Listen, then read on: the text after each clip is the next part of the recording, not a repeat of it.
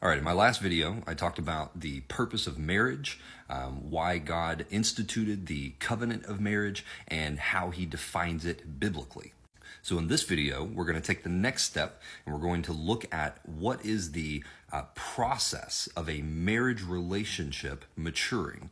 Something you have to remember is that every relationship has to go through a similar maturation process in the same way that an individual believer goes through a maturation process. You see, when you are born again, you don't bring any of your previous ways of thinking, your previous ways of being, your previous thoughts, previous ideas, previous structures and rationales. All of these things are rendered dead because you are born again. You are a new creation. You are literally an infant in the spirit, which means that there is a process of both unlearning what you had previously learned before. These are the things that are in the soul, the structures and systems that were passed down by your forefathers, that the soul has previously been consumed with and lived and ordered its life by. All of those things have to be unwound and unlearned as the new being, the new spirit, grows up. Now, just like being born in the natural, when you're born in the spirit, you have to go through the same process of growing up, which means that for a time, you are not yet ready to walk fully on your own. You require somebody to help you. You have to go through a growing up process. You have to go through the process of learning how to be a person in the spirit, just as you had to learn how to be a person in the natural. Now, relationships follow a similar order, particularly the relationship of marriage.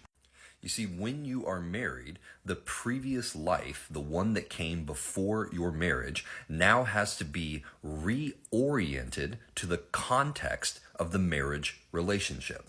For example, male and female relationships that preceded the relationship of the marriage now have to be reoriented against the marriage. Whereas previously, if you would go and have lunch with someone of the opposite sex on a regular basis, or perhaps you went to a movie or would be up late at night talking with someone of the opposite sex, when you are married, those relationships now have to be recontextualized for your marriage. You don't answer the phone anymore at 2 o'clock in the morning to have an hour-long conversation with someone of the opposite sex once you are married. That is inappropriate. In the same way, if you had friendships that preceded the marriage, those friendships now become subordinated to the marriage, meaning that your wife or your husband comes first, whereas previously those friend relationships might have come first. Now, this is counterintuitive to the world. The world will tell you that friendships last forever, marriages can fail. But that is an incorrect understanding. The husband and the wife are meant to leave and cleave their family, which means that they are to come together to become one flesh, and the spouse now becomes the priority in your life over all other relationships other than the Lord. Now, I am not suggesting that you don't spend time with friends or that you don't engage in these other relationships or that the depth of those relationships has to come to some type of end. That's not what I'm saying. Don't take application from principle. I am not speaking to application just yet. Right now, we are speaking on structure and principle.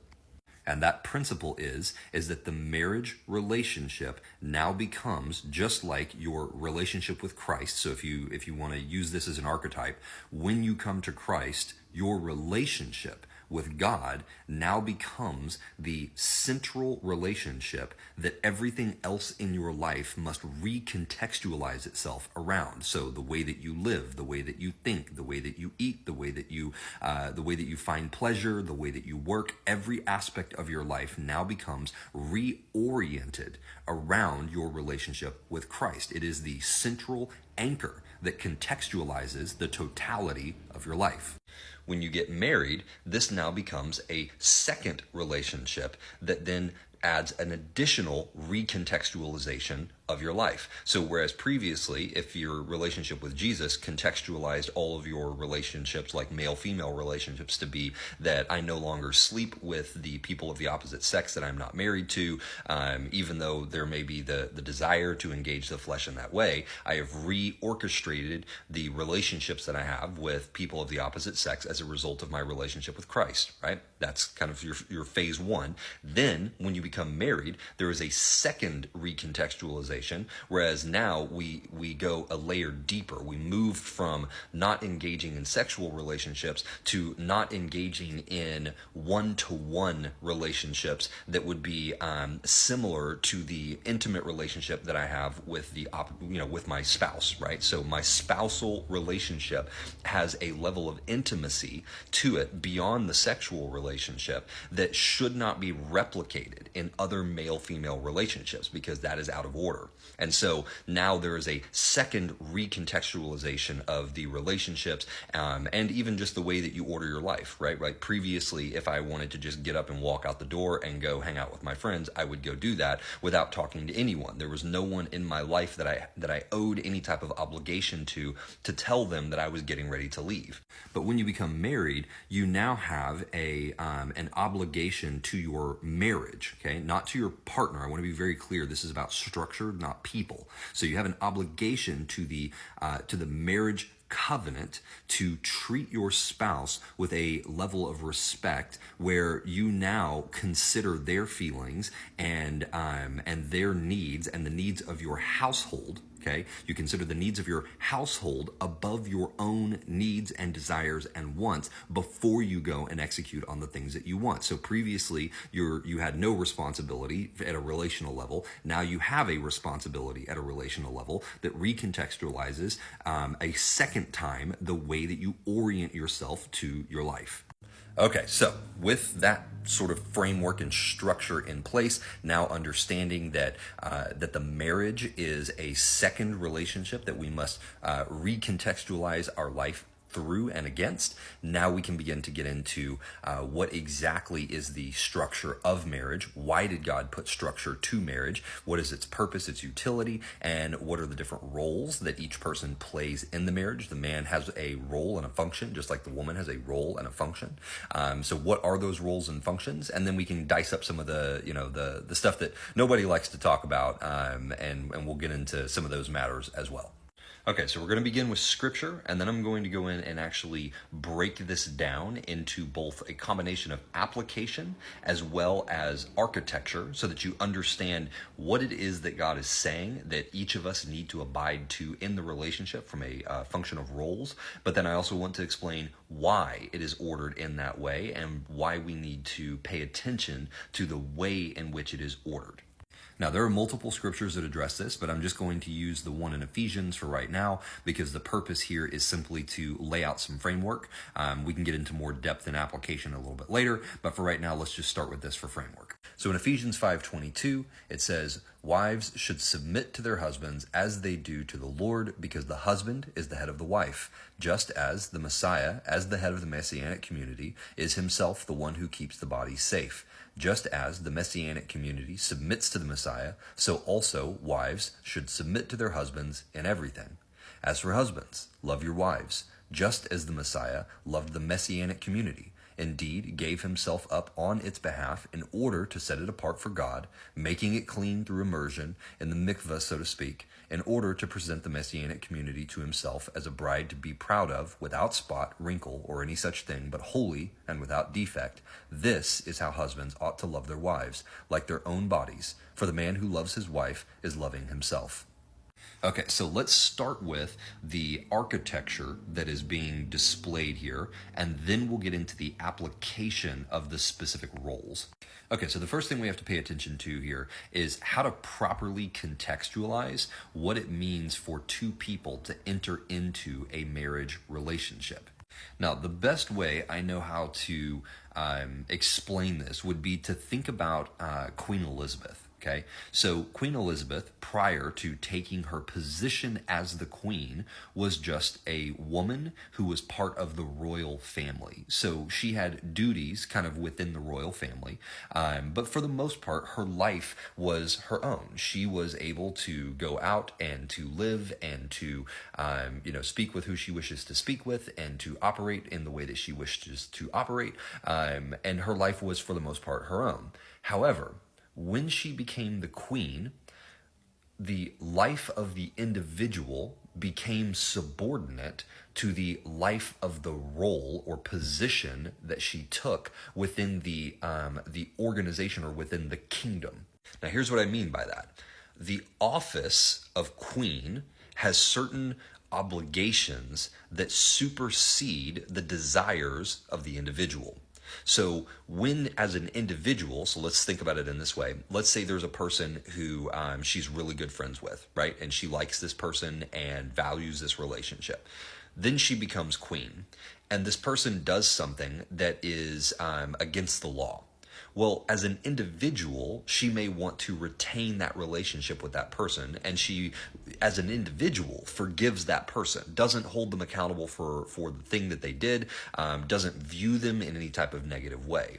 But as the queen, she has an obligation to carry out justice, and she cannot allow her personal feelings about that individual to interfere with the obligations of her office. This is how it is when two people get married. They now take an office in their home, and that office has certain obligations and certain expectations and criterias that supersede the life and desires of the individual. And so when we say things like wives submit to your husbands and husbands love your wives, what we're saying is that wives need to submit to the office of their husband separately from the individual. So it doesn't matter if the individual is being a jerk. It doesn't matter if the individual has issues. None of those things come into play, because it is the office of the wife submitting to the office of the husband, in the same way that the office of COO in a company, right, chief operating officer, depending on the structure of the company, of course, but in many companies, the chief operating officer would submit to the office of the chief executive officer, because the chief executive officer is the head of the organization through which all of the authority and power flows from the board. Right? And so in the same way, the office of the wife submits to the office of the husband. Why? Because the office of the husband is submitted to and under the office of Christ, who is the head.